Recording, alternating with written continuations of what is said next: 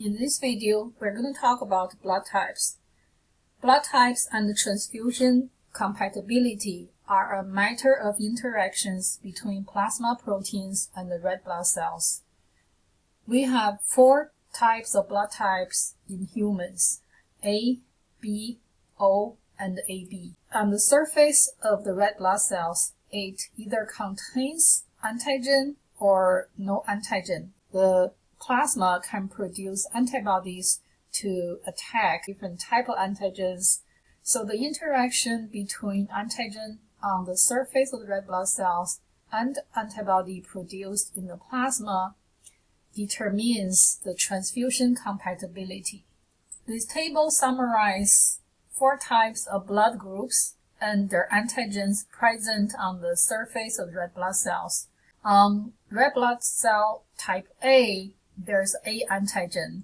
On the red blood cell type B, there's a B antigen. On the red blood cell type AB, there are 2 antigens, both A and B.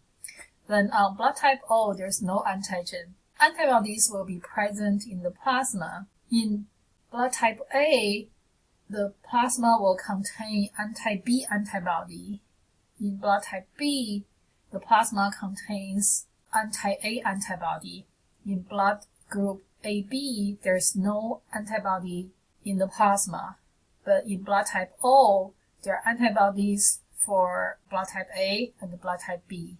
So if the blood type A group needs a blood transfusion, since it has anti-B antibody in it, he cannot receive blood from blood type B. He can only receive blood from its own blood type A and blood type O, which doesn't have any antigen on the red blood cells. Similarly, for blood type B, since it has antibody to anti-red blood cell A, so blood type B cannot receive blood from blood A group, but he can only receive from its own blood group, which is blood group B, or from the blood group O, which doesn't have any antigen on the red blood cells. For blood type AB, he can receive the blood donation from the rest of 3 blood groups A, B, O, because he doesn't have any antibody in its serum to attack the red blood cells of these 3 groups. Rh is considered another type of antigen. The presence of this antigen varies among different ethnic groups. For an individual which does not have Rh antigen, if this person is exposed to Rh positive blood, the first time it's okay. For example, the Rh negative woman,